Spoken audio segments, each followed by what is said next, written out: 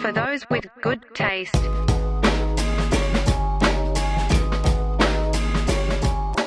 Welcome back, Tasties and Tastettes, as we brave the new world of Captain America with Anthony Mackie. It's your boy Lenny, joined again, as always, my guy Dante and D33333 Ray. I know you recited that one so many times over in your head. If you could make sure to like, comment, share, and subscribe on the video before we get into it, we'd really appreciate it. Thank you so much. That was good. Aces. Thank you. Thought that worked well. You don't often come across titles that just lend themselves so well to something, you know? Yeah. Just word flips. I like that. A divisive movie, I feel like, to say the least. It's funny. It's a movie so middling, and I think it's like actual performance as a film, but so divisive in its public reception in a way to me. What are your thoughts, Dave? Divisive? No? I don't know if divisive is the right word. I haven't seen. So you think collectively everybody kind of feels the same about it? No. I think for the most part, most people either think it's just kind of like a middling movie, or some people have received it a lot well. I haven't really heard a whole lot of chatter about like it being, a failure or not a good movie. See, I feel like people have generally been negative in my experience. I feel like I've gotten a fair amount of what you're saying, where it's like people are overreacting to how bad this movie is. It's actually like fine. It's just really easy these days to just like every Marvel movie that comes out, because it's not ever going to get to where it was again. It's just another disappointment at this point. So I feel like everybody, is that an issue now? Like is every Marvel movie until we get another Avengers going to generally be looked at? And even the next Avengers, is there a world where the next Avengers, if we're plotting out going forward, it's going to be like as the Avengers jump the shark, or the worst Avengers movie ever, or like, is that the next iteration of this? Yeah, I think so. I don't really think that they're building anything up to be what it used to be. Is there a world where they get back public opinion though, or are we just so far past it that we can't get it back? I mean, I think the problem is like public opinion or not, like they're still getting the bag, like, you know what I mean? Like people still going and spending money to go see these movies. So like as long as people keep doing that. Funny you should bring that up though, Dante. What was the box office performance for this movie? I guess, yeah, fair. Not the hottest. They pulled in 87 mil domestically for opening weekend. Okay, worldwide? 180. And budget, do we remember? Expensive, right? A lot more reshoots, everything, a lot of CGI. Good looking CGI, we all agree on that, right? No spoilers here. Red Hulk looked fantastic. About $380 million budget. Crazy. I mean, you want to say 180 for opening weekend, you're covering half the cost. I think that's pretty successful. Well, how much you said it was 380? Is that including advertisement or? I think so. I doubt it. Probably isn't, because most people were thinking it was 180, but then it was corrected to 380. So I think maybe that's including advertising. I still think that's tough. Like, so can we reference really quickly, what did the first Avenger cost? Oh God, dude. That's an easy just budget of the first event of Captain America: First Avenger. I only bring this up referencing a graphic that I saw our friends over at Nerd Affiliated posting with the domestic openings of the 4 Captain America films that have come out. And this one is the second lowest thus far. But they're all similar ballparks, with the exception being Civil War, which is more of an Avengers movie than it is a Captain America movie. Yeah. Do we have the budget for the first Avenger? 140. And so that movie had a $140 million budget. Even if we said advertising $200 million budget, its opening weekend, it did $65 million versus this weekend's $88 million. And we still have a significantly larger hole to dig out of with this one. But I guess getting back to the original point, people still watch them. I'm like, well, they're not making double their budget anymore. Yeah, you know, like if the goal is to just break even with all of these movies, well, then they're going to start cutting back on the money that they put into it. And then is that when we start seeing Daredevil and all of these ground level characters get more movie theater screen time when you can use those characters instead of using your big budget characters. Yeah. Scale back on your like high flyers, like your alien level stories. The Hulk never sees the light of day again. You know, like I don't know if it's as popular, and it's crazy. Do you, like 5 years ago, dude, like if I had have said to you, Dave, like, is there a world where we don't have Marvel in the foreseeable future as like the main driver of media or pop culture? Like, what would you have thought 5 years ago? I mean, being owned by Disney, like that makes no sense, right? Yeah, I think you're coming off of like Endgame and like the most successful movies of all time, like revered not only for like the money they made, but like the execution of like 30 films and a lead up and all of this stuff. And like, we're like, dude, they can't fuck this up. There's not a world where this falls apart. Wait a minute. Yeah. and then what? Like, Jonathan Majors got too aggressive in a Jeep or something, and it all fell apart on him. Jesus Christ. Yeah, I don't know, man. I mean, like, I'm still holding out. We still have, what, 2 more Marvel releases this year? Yeah, we do. So, like, the problem is the Fantastic Four is their only one that has high upside. Like Thunderbolts, we have to, even if the movie's good, we have to all be coming in with the same expectation that this movie has. That like it's probably going to break even. It's not going to break the box office or anything, right? So the only one I don't expect Thunderbolts too, but no, like Fantastic Four, maybe. That has the upside of maybe some intrigue and excitement to get people, like a whole new group that's well known enough that might draw people in. I don't get the sense right now. Maybe as we get closer, it'll amp up a little bit. But I just worry that Fantastic Four is definitely going to have a bigger draw, but I think that recent history shows that like Marvel really doesn't have a tight grasp on what they're doing. So I think there's going to be much more negative backlash come Fantastic Four if it's just another middling like or bad movie than Thunderbolts. Like you're going to go into that movie like not really expecting much, so there won't be much fallout from that if it doesn't meet expectations. 100% expectations is gonna be a bigger issue in the fun. Like I think people are gonna generally come away from Thunderbolts being like, yeah, it was fun. Like that's kind of what I'm expecting right now from that movie. Like, I don't think there's high expectations for that movie. Exactly. But there's gonna be weight on the shoulders of Fantastic Four, and if we get it as we get deeper into, I guess, this movie, if we get similar stuff towards the back end of Fantastic Four, like we're gonna have some real issues. Let's get into like maybe some of the issues though that Brave World might have faced and where it's not as popular. Me and you, Dave, talked about the what a lot of this story is kind of built on, and a lot of it is built on the first. Maybe this is the first Marvel movie where you truly have to be like a fan and have to have followed a lot of stuff, not just movies, but like TV shows and everything. And you're referencing a ton of a movie that's 14 years old, right? 16 years old. Yeah.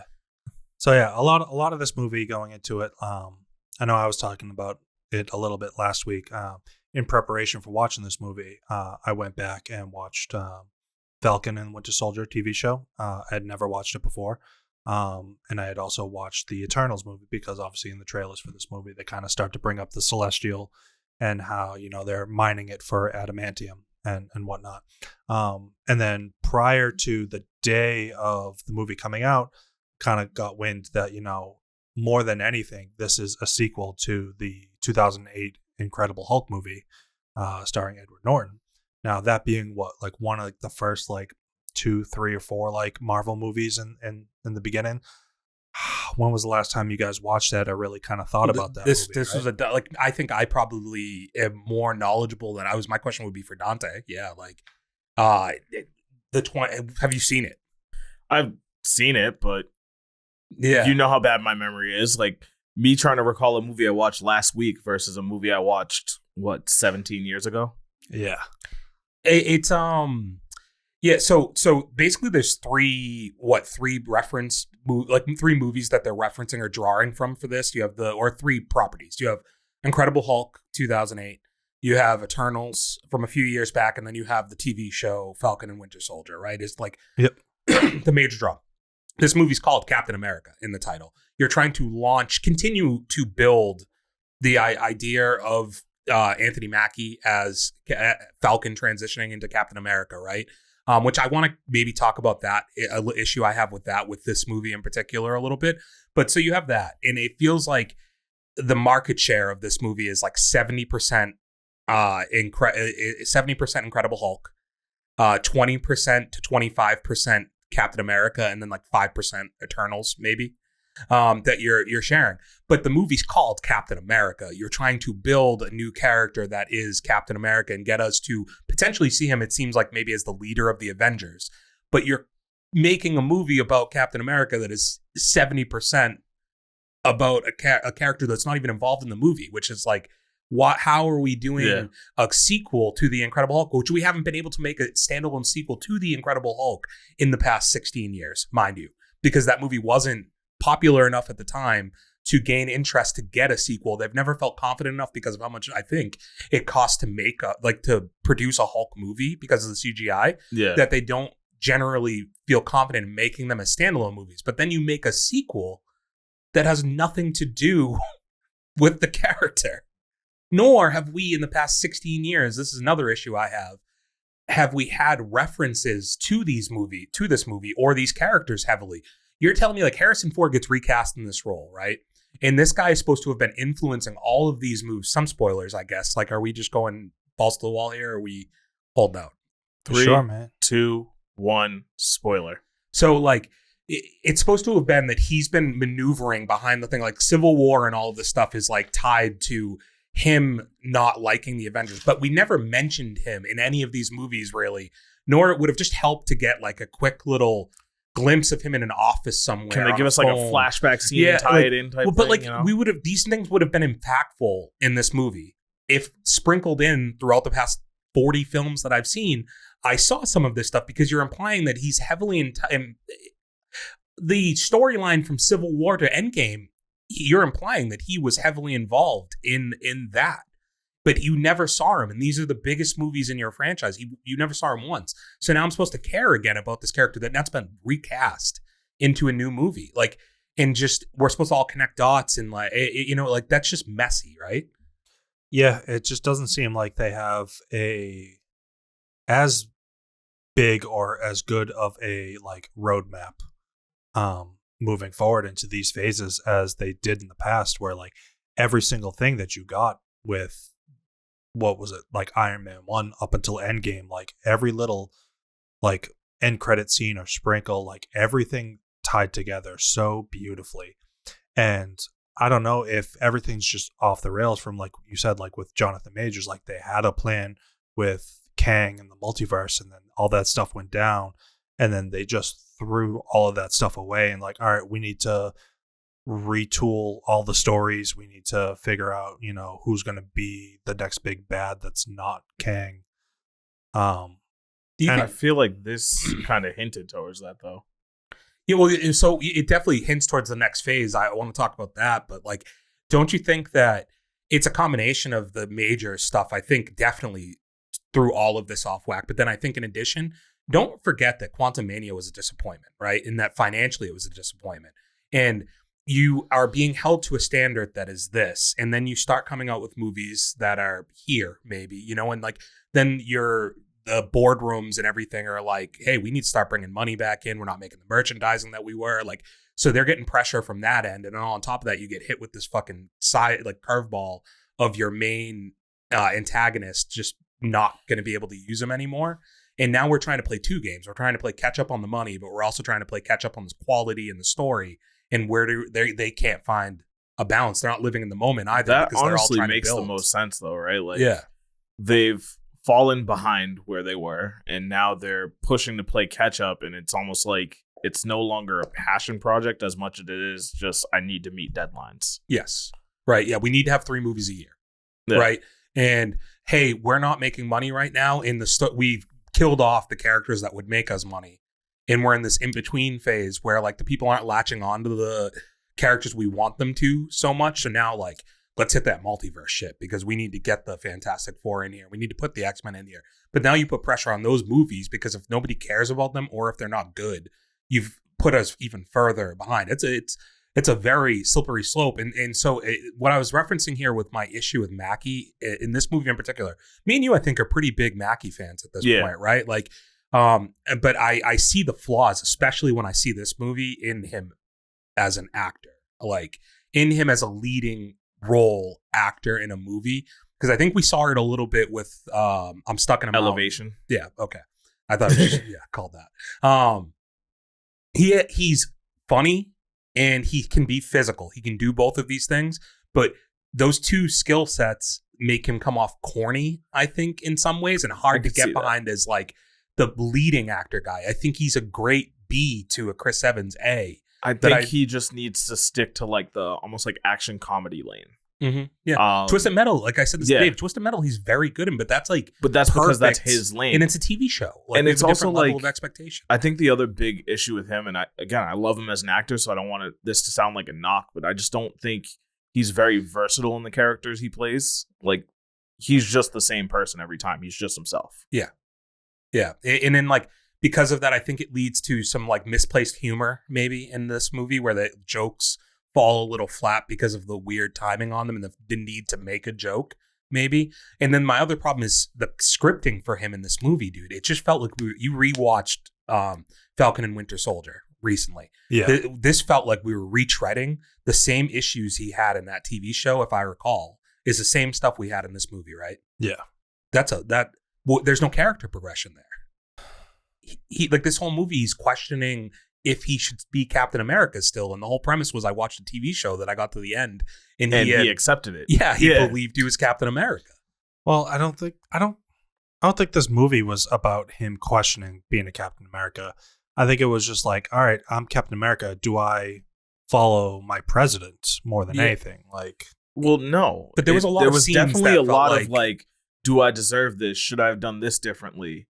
I don't feel like I'm living up to the mantle. I can't help but think I'm not Steve Rogers. Like he said that. Yeah. Having Bucky come back in to give another speech, like to get him back on track. Like I think Ruffalo made more sense to come in at that point too, because then you could have introduced him into some of this. Because I don't want to advance past this Mackie thing, but it does lead me to like my other, like going back to my initial point here of not getting these characters. You get this build up to a moment towards the end of the movie, right? With the general and his daughter, who we haven't seen in, again, 16 years, that we've no ties to either one because like that's not the father from the movies and we haven't seen him in anything.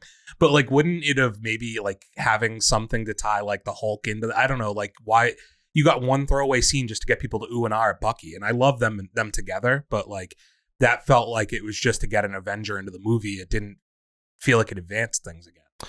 I think the only part like that advanced was telling you that, you know, Bucky is a potential U.S. going to be a U.S. senator, congressman. Yeah, sprinkle in his moving into the Thunderbolts now. That's going to show you, like, kind of at least give you an idea of where he starts. Yeah, that's all that was. Yeah, like so, it's to give you some continuity to be prepared for this next thing. Yeah, man.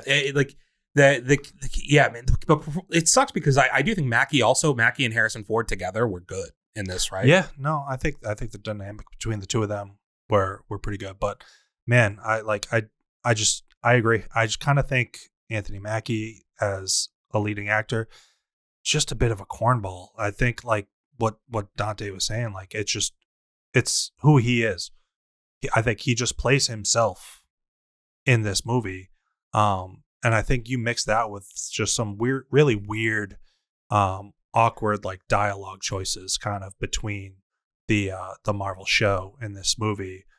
I mean, like a couple of things that like just stick out to me. Like, I don't know if you remember from like the show, right? Like when the first time they go to see like Isaiah and you got the two kids kind of just hanging out and he's like, oh, hey, it's Black Falcon. Yeah. And he's just like, oh, so what does that make you? Black kid? He's like, ha, got him, right? And I'm just like, that's so weird. I didn't even remember that rebuttal. That's so weird. I remember the Black Falcon bit, but I did not remember the rebuttal. I mean, like, just a tiny tweak to that. Be like, oh, yeah, well, what was your name? Chris? Oh, what does that make you? Black Chris? Like, maybe that works a little bit more than like, oh, what does that make you, black kid? And I'm like, okay, a little weird, but like whatever. But then it was just the got him right. I was just like, dude. Yeah, like a nudge and a wink joke. Yeah. But that's literally his style. Yeah. Yeah. And then what was at like one point when like the shooting happens, they go down into the bunker, right? You have the conversation between Cap and Ross, and like he's just like, all right, no, you're done. And like he goes to walk out, and whoever like the secretary girl was, I never really got a full grasp on who her character was or where she came from. But when she's just like, oh, you know, like you can't like be all angry in there, you can't do that, and he's just like, well, I guess I am that guy, and just like storms off. I'm like, another just like corny, like that's again just Anthony Mackie. Yeah. Also, like attention to detail. Now that you bring up the secretary, like we mentioned, like the Bucky thing, you bring him in just so you have continuity for the next movie, like a really kind of not a throwaway because I think it's impactful to the movie, but like a cameo that's just kind of there to set up the next thing. If you had have just had him with a phone call with this woman, like in the TV show that introduced that he had like a contact in the White House or something, you know, just a brief throwaway to give you like continuity, because they established it like from the very beginning that we're already supposed to know that these guys are like friendly. You know, she's giving him advice on how to approach stuff and talking to him, not from a professional sense, but more of a like, I know you and how you deal with things. If you had just established in the TV show, like in the level of thought they used to have, I feel like you would have had this type of thing in line, because that's how you make these side characters in the TV show matter, right? Like that's how like a Maria Rambeau and shit like that can like pop up in these movies and have them make sense, as you have them be small parts in those TV shows. They did nothing, and we're just supposed to care again about another relationship in this, and a relationship that we have no context to. Yeah, and we haven't talked about his sidekick. What's his code name? Joaquin. Oh, Joaquin Falcon, right? Is it just Falcon? Yeah, he's the new Falcon. Like it's another instance with, I think, the same thing with Mackie, where like they're spending a lot of time in the movie, like almost telling us that we should accept these characters in their role, as opposed to us just like naturally accepting them growing into what they are. And like I felt like this was a lot of heavy-handed with the sidekick. I don't know how you felt about the new Falcon, but like it felt like a lot of just making a like, hey, you're gonna like this guy to a point. I liked him. Mm-hmm. I mean, I thought he was like raw, energetic, like he's just completely new and fresh to the game and just trying to prove himself. I guess I wish I just know why he was chosen for this spot, as opposed to for any other reason than he was just like in the same group in the military. Yeah, because I don't even know what significance he really had. Like he just appears in the TV show. And it's cool. Like, hey, he's performing with the military. This is a military guy. He's just kind of there. But like, it's not established why this is the guy that's chosen to suddenly be, because you go back to Winter Soldier, right? Like you see that Steve sees this guy and starts to grow a little bit of a relationship with him, and then brings him into the fold. It wasn't like you were just told that he's in the fold.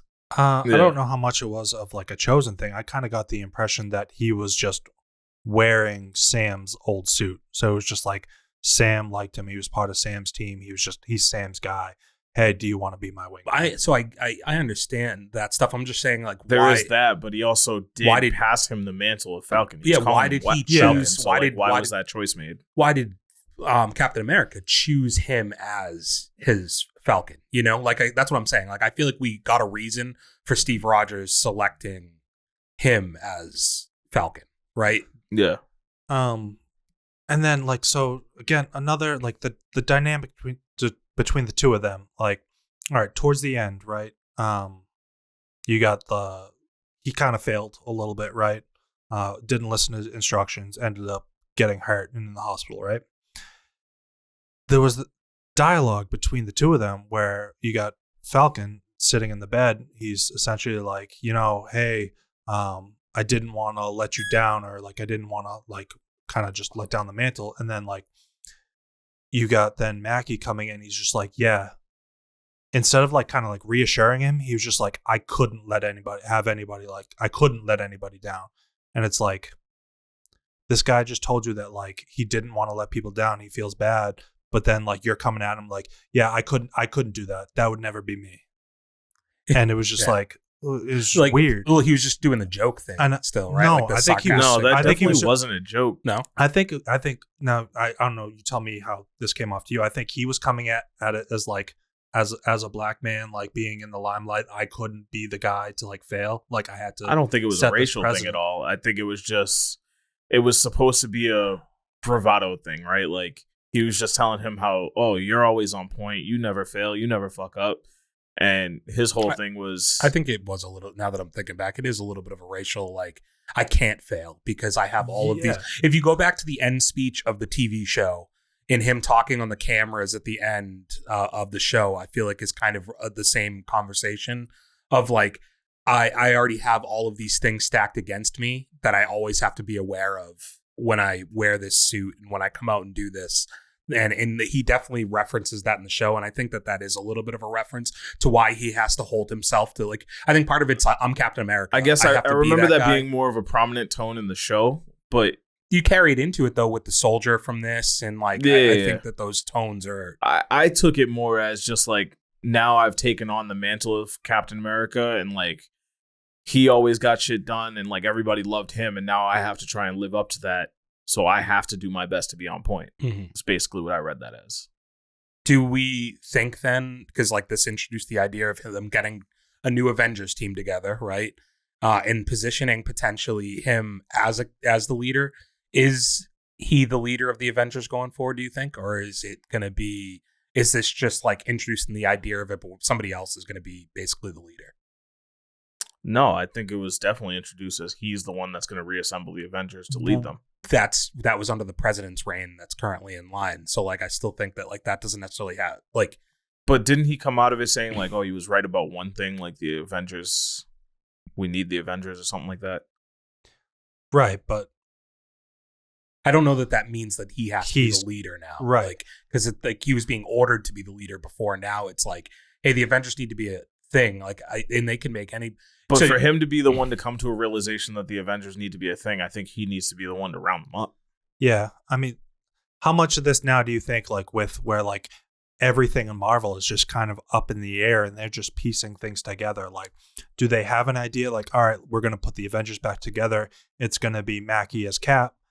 But then you get public opinion is like, do any of us as like consumers really like kind of stand behind and believe that he can be the one to lead the team if like we're kind of shaky on him in that role? I don't even know who I think would be like thinking about the cast of characters right now. I got nobody. There's nobody because like the most prominent is Spider-Man, but the character doesn't work as the leader of a group because Nobody he's a knows kid. who he is. Like he's too like you look at the way No Way Home's whole story is like he is like an 18-year-old kid who makes emotional decisions, irrational ones. He's not really like He the doesn't person who's have gonna the be- leader qualities. Yeah, he's not going to be tactical yet to be like maybe if it was 10 years from now, like it makes sense, but not right now, right? Guardians of the Galaxy guys are too far out here to be the leaders. It has to be like an Earth, a grounded level leader. So I guess in theory, it's just by no other options. Yeah. Like maybe Thor should be the leader of but he's again not. He's emotional, not tactical or anything. And like he's that. not completely. He's not tied to Earth. Yeah. You know. Is this an issue though too? Now that we're talking about it, you had these two guys that were like the pillars, Iron Man, like Robert Downey Jr., Chris Evans. Like you had these two guys that like everybody knew were A tier, not only in the movies but like outside of the movies, which is a real part of this, right? Like marketability, everything like that. Like that's why Tom Holland's got to be introduced as even a possibility because he's the most marketable of any of the people you really have right now. Chris Pratt being another one, obviously. Chris Hemsworth being another one, but like the characters have issues. You had Iron Man and Captain America that were so defined as leaders to where you get Civil War and like you really understood what these characters meant and that they were the archetypes of leaders. Like you just don't necessarily have that. And how are you supposed to build to now getting to like, I guess what would be the last part of the conversation here, unless you guys had more stuff, the end credits, which making me wait 9 minutes for an end credits is insane. That was wild. Criminal Also, not to give me a mid credit. That's just like a throwaway mid credit. Nope. But also, like, my question to you before we get into the discussion of the end credits is, I thought we were supposed to be done with the multiverse. Well, I guess there's no this is way starting. because you've introduced X-Men through the multiverse. Like Fantastic Four, I'm pretty is sure a is gonna different be- universe yeah. and and like way you can't have the Fantastic Four in this without the multiverse, because then people would have been referencing the Fantastic Four because the movie is taking place in the past. Yeah. You know? I gotcha. It's just we're not away from the multiverse, because even Loki was like so heavily built into like multiverse stuff. Like, no. But I think they're definitely trying to tighten that up.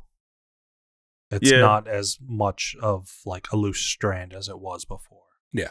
Yeah, because that's end credit basically just strung in like, hey, more multiverse shit. Well, because that's what we've known the whole time, that Avengers Secret Wars is the what we're building to, which is a huge multiverse. So like 100% not going anywhere. But does this lead to an issue where you're building to an Avengers movie and it's going to have trouble being successful? Because again, if we can't even tell you who the leader would be, and then if you, to your point, public opinion, things like that, you put a leader in place that like people aren't as bought into, you know, and then they get to this end credits that, I don't know about you guys, let's talk about it. Like, I kind of hated it. Like, I sat there and said to myself, like, they really, like, they ended this movie being like, we fucking got him. Like they thought they made Winter Soldier again or some shit. No, I mean, you sat through 9 minutes of credits and then you got that just brief 1 minute dialogue between like Cap and Mr. Blue, and it was just like, what the hell is that?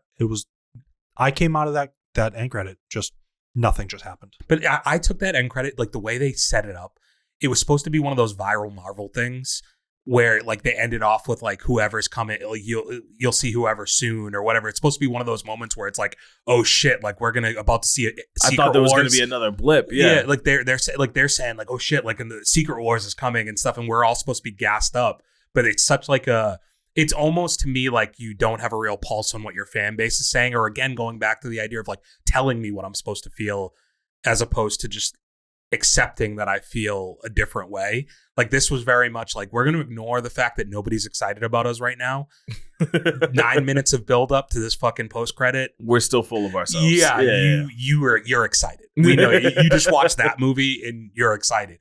And that was my issue with it. Is like, I'm coming off a mediocre movie, not a bad movie, not like a terrible movie. Like, I think everything in this movie is perfectly fine for the most part. Decent performances, some good action set pieces. We didn't really even talk about a ton, but I thought like a lot of the action was good in this movie. I thought the first scene was the worst of any of the action. When he drops in on the compound. It just felt the most corny of all of the action. Everything else felt fairly smooth.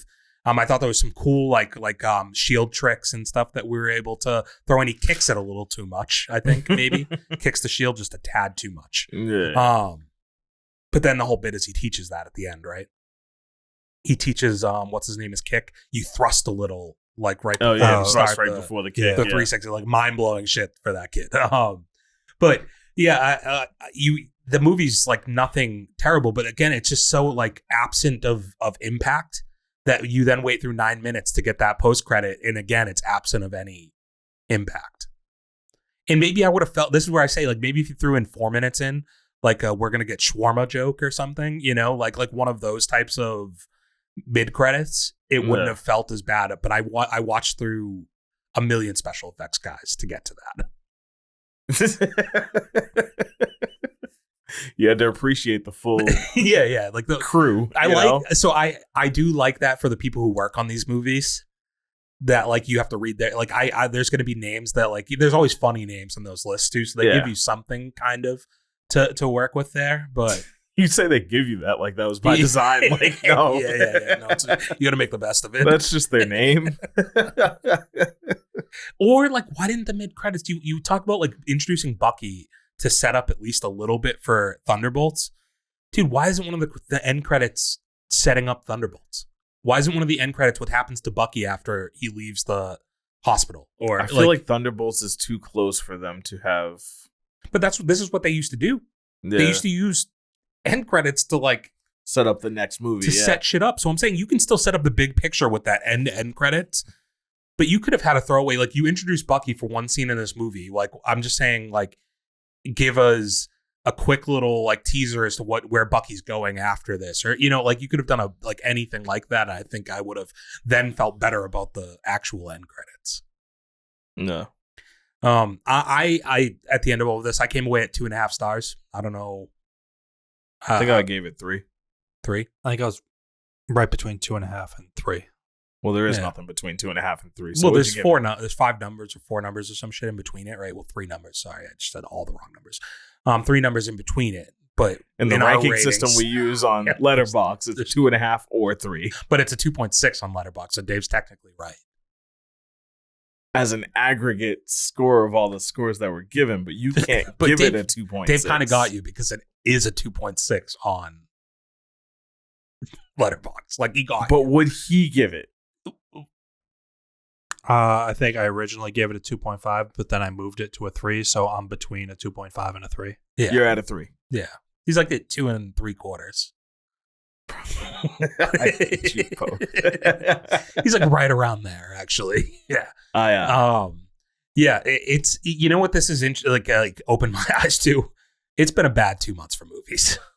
I mean, isn't January and February typically all the like meh releases? But I feel like Didn't we do a whole video about failure movies typically coming out in February or something like that? Well, I think last year it was not about the movies being bad. It was that nobody was going to see the movies, so there was no money being made. So Dante, last year, the first two of the first 3 movies we saw last year. I'll list off the first 3. So the first movie I added to my Letterboxd last year was Night Swim. Bad. Yeah. Second movie I added was Origin. Oh. Pretty good. Third movie I added, Beekeeper. Bomb. Yeah. Not like, well, maybe it did in the box office. Bombed. But then we get ISS. But then we had Garbage. Which Brings Me to You. Pretty good. Young Lisa Frankenstein. Pretty good. Were these all considered. still before March? I mean, these are the earliest ones I added onto my Letterboxd last year, and I was adding them as we were seeing them. So I would imagine these were January and February. Yeah, you're right. Because then we get into Madam Web, and then you get Dune, though. Madam Web was also a February release, yeah. And then Dune was like the big one, but that's early in the year still, nonetheless, you know? But like this year, by contrast, like the best movie I have on my list right now is Hard Eyes. Oh. My number 1 is Companion. Didn't see it. You should. What's your number 1?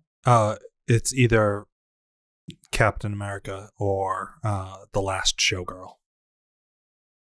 It's like this has been like I'm 10 movies in, and it seems like it's a little bit of a rough start. I haven't had anything that I've seen that I was like, that was great. You know, like everything I've been kind of like 2.5 stars, like, or less, you know? I'll tell you, I think you'll like Companion. Mickey 17 in 2 weeks. That's the big one we're going to kick off for the best movie of the year. That's where I think you're right. I'm incredibly like excited and anticipating that movie. I'm not like you. This was your most anticipated of the year, if I recall. Like, I'm definitely not there, as we talked about on that podcast. But yeah, I do think where we're at in the year right now, this has got to be the best movie. I finally saw a trailer for it, and like, it looks intriguing. Yeah, it's like, I think it has all the making of the best movie of the year so far. You're right on that, and I think part of it, the bar is going to be low. You know. But let us know out there, guys, where this falls for you. Maybe you liked it more than what it seems like a lot of people out there did. Did we get the audience score on the Rotten Tomatoes on here? 50% Rotten Tomatoes. Rotten Tomato score, 80% popcorn meter. Okay, I mean, so that's like a pretty good score. It seems like generally that people giving it good audience scores on there, huh? Yeah. Quick question to kind of throw out to you guys too. Just this is now our 4th Captain America movie. Where would you rate this in terms of the 4 movies? It's either 3rd or 4th, and I think I don't remember being like this is probably pretty equal to First Avenger for me.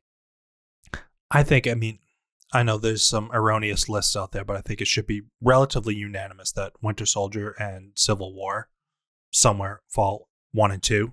Yeah. And pretty much should be everybody's list. If you wanted to say Winter Soldier because it's an actual Captain America movie as opposed to Civil War having the edge just because it has a million characters like that, I think that's where I was leaning. Like Winter Soldier, I think as a movie is like impressive just every time I see it. Like it doesn't, you don't need to see anything else to appreciate the tension and like the action sequences and stuff. Civil War, you have to be a little bit more aware and in the know on like the lore of Marvel at that point to appreciate it as much, you know. But yeah, First Avenger, this is actually more of a critique, I think, on Brave New World, that it's in the, like, because First Avenger has to build the franchise. It has to set up the character. There's not going to be the action sequences and stuff. Didn't have the budget. It's like not working with nearly what this had to work with. And for it to be a conversation, I think, is an issue for this movie. Is your ranking similar, Dante? Or I put Brave New World at 4, and it's a very easily at 4 for me. I feel like it should fall around 4, but I just don't remember the first Avenger. I'm trying to recall it.